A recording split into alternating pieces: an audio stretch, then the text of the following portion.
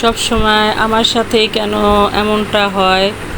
আমি বেশি ভালো, আমি মানুষকে গালি দিতে পারি না, মুখ কালো করে কথা বলতে পারি না, এটাই কি আমার অপরাধ?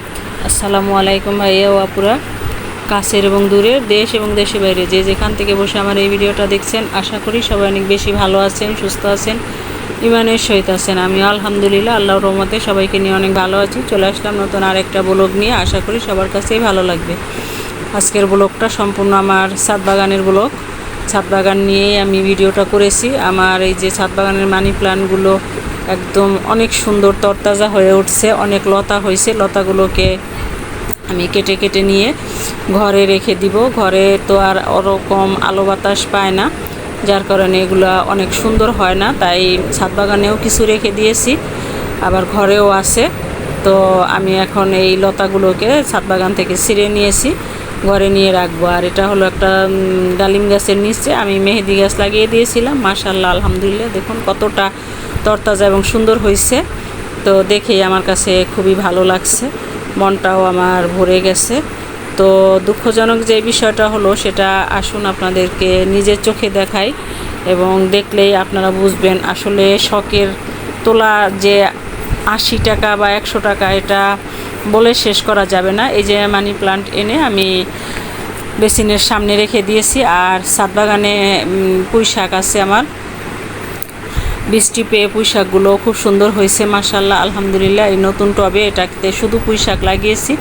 একটা মিষ্টি কুমড়ার বীজ ছিল, সেটাও একটু লম্বা হয়ে গেছে, ওটা পাশ করে দিয়েছি যাতে পুঁই শাকগুলো সুন্দর হয়। এই যে আম গাছটা, যেটার কথা প্রথমেই বলছিলাম, এবং দুঃখজনক ঘটনা, আমি খুবই কষ্ট পেয়েছি। ওই যে একটা ঝুলন্ত আম দেখতে পাচ্ছেন, একলা একটা আম, ওই আমটাই কে বা কারা যেন ছিঁড়ে নিয়ে গেছে। আমি অসম্ভব কষ্ট পাইছি।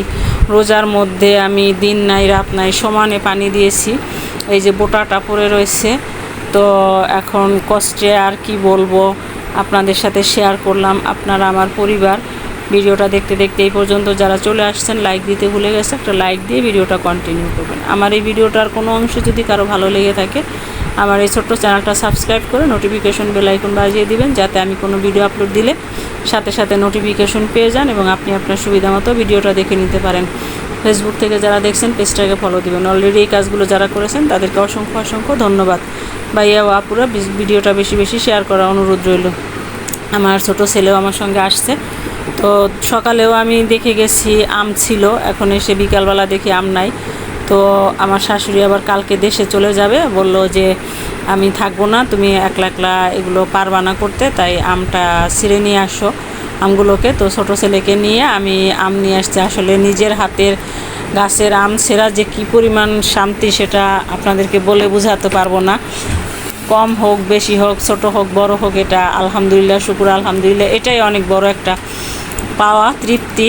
খাওয়ার চেয়ে দেখাই বড় তৃপ্তি। এই যে এই 5টা আম হয়েছে, 6টা আম হয়েছিল, একটা তো নিয়েই গেল, আর এই 5টা আছে, এই 5টা নিয়ে আসছি।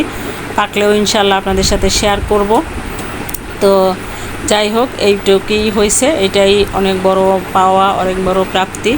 ভিডিওটা আর বেশি লম্বা করব না, ফিরে আসবো নতুন কোনো ভিডিও নিয়ে। সে পর্যন্ত সবাই ভালো থাকবেন, সুস্থ থাকবেন, আমার জন্য দোয়া করবেন।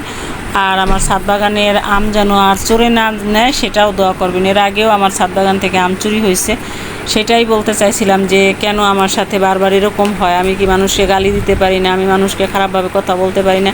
এটাই কি আমার অপরাধ যে বারবার আমার ছাদ বাগানের আমগুলো কেন চুরি হইতে হয়? এত শখ করে লাগানো, এত কষ্ট করে রাখা, সেটা যদি চুরি হয়ে যায় কেমনটা লাগে বলেন? আপনাদের কেমন লাগতো কমেন্টে জানাবেন।